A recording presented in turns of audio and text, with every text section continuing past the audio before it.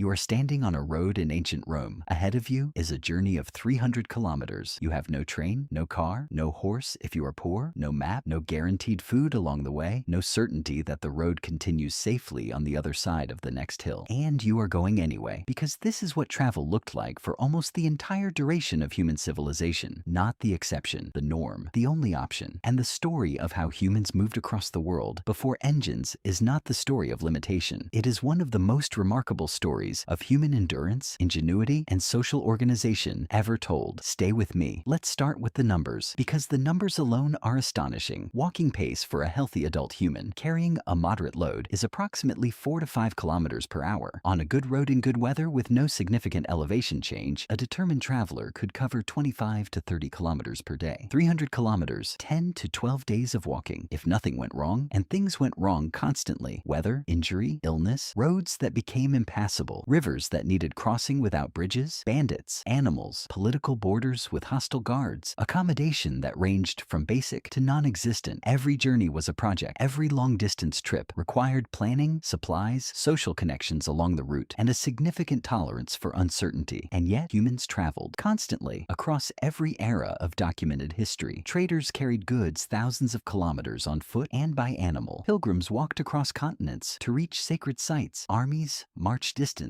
that would defeat most modern recreational athletes. Migrants moved entire families with everything they owned across mountain ranges and deserts. The world was not static before engines. It was in constant motion, just slower motion. Now let's talk about how they actually did it. The first technology that transformed land travel was not the wheel, it was the road. Roads change everything. A clear, maintained, relatively flat path through terrain that would otherwise require constant navigation allows a traveler to move faster, more safely, and with much greater predictability. The Romans understood this better than anyone before them. At the height of the Roman Empire, approximately 400,000 kilometers of roads connected the empire. Paved roads with drainage, mile markers, bridges, and regular staging posts covered roughly 80,000 kilometers. A Roman soldier could march approximately 30 kilometers per day on these roads. In practice, Roman legions could move faster than most modern historians initially believed because the roads were that good. The road network was not just military infrastructure, it was the circulatory system of the ancient world. Merchants, messengers, officials, travelers, all moving through an infrastructure specifically designed to make movement efficient. But roads only solved part of the problem. The animal was the other part. Horses, donkeys, oxen, camels, yaks, llamas, different animals in different parts of the world transformed what was possible for human travelers. A horse at walking pace covers roughly 6 to 8 kilometers per hour. At a sustainable traveling trot, significantly more. A rider on a good horse in good conditions could cover 50 to 80 kilometers in a day, more than double what a strong human walker could manage. But horses were expensive. For most of human history, in most parts of the world, horses were military and elite transportation. The ordinary traveler walked or used a donkey. Donkeys are slow, roughly 4 to 5 kilometers per hour, but they are extraordinarily hardy, require less food and water than horses, can navigate rough terrain, and can carry significant loads. For most ordinary long-distance travel in the ancient and medieval world, the donkey was the practical solution. The camel was something else entirely. In desert environments where horses and donkeys would die, camels not only survived, but thrived. They could travel for days without water. They could carry enormous loads, and they could sustain a walking pace of roughly 4 to 6 kilometers per hour across terrain that would kill anything else. The Silk Road, the trade network connecting China to the Mediterranean world, was functionally a camel road. The entire commercial and cultural exchange between East and West for centuries ran on camel power. Now, the water, because the most transformative transportation technology available to ancient and medieval humans was not the road or the animal, it was the boat. Water travel has one enormous advantage over land travel. You do not have to carry your cargo. The water carries it for you. A ship can move goods that would require hundreds of pack animals to transport overland. It can maintain speeds that animals on roads cannot sustain indefinitely, and it can operate 24 hours a day if conditions allow, unlike land travelers who need to rest. The ancient Mediterranean was not a barrier to movement. It was a highway. The civilizations that dominated the ancient world, Phoenician, Greek, Roman, Arab, were maritime civilizations precisely because water travel was so much more efficient than land travel. A Roman grain ship could travel from Alexandria in Egypt to Rome, roughly 2,000 kilometers, in approximately 2 weeks under good sailing conditions. The same journey by land would take months and would be essentially essentially impossible for the quantities of grain required to feed a city. Empires were built on ships, not because ships were glamorous, because ships were the most efficient cargo transportation system available until the Industrial Revolution. But here is the thing that most people miss about ancient travel. It was social in a way that modern travel is not. Ancient travelers did not travel alone if they could avoid it. Long-distance travel in a world without reliable security, without guaranteed accommodation, without communication networks. This was a fundamentally social activity. Merchant caravans, pilgrim groups, trade convoys, military escorts. Travelers waited at departure points for others going the same direction. They negotiated to join larger groups for mutual protection. They shared accommodation, food, information, and risk. The caravanserai, the roadside inn of the Islamic world, was not just accommodation. It was a social hub, a place where traders from different cultures, speaking different languages, carrying different goods, exchanged information about road conditions, political situations, market prices, and everything else that mattered for the journey ahead. Ancient travelers knew things about the world that people who stayed home could not access. They were walking information networks. The stories they brought back about distant cities, strange customs, remarkable landscapes, unexpected dangers were some of the primary ways that knowledge spread across the ancient world. Marco Polo was not a curiosity. He was an example of a system that had been operating for thousands of years before he arrived. And the most extraordinary thing about all of it is this: the ancient world moved goods, people, ideas, religions, technologies, languages, and diseases across distances that seem impossible given the transportation available. Buddhism traveled from India to China on foot and by ship. Islam spread from Arabia to the borders of France and to Indonesia within a century. The Black Death moved from Central Asia to Western Europe in approximately 3 years, carried by the same trade networks that carried silk and spices. The world was connected before it was fast, and the humans who made those connections, walking there 30 kilometers a day, loading their camels, rigging their sails, waiting at caravanserais for companions going the same direction, were doing something that required more physical endurance, more practical intelligence, more social skill, and more raw courage than almost anything their modern descendants have been asked to do. The journey was the technology, and the travelers were extraordinary. If you want to know, you know what to do.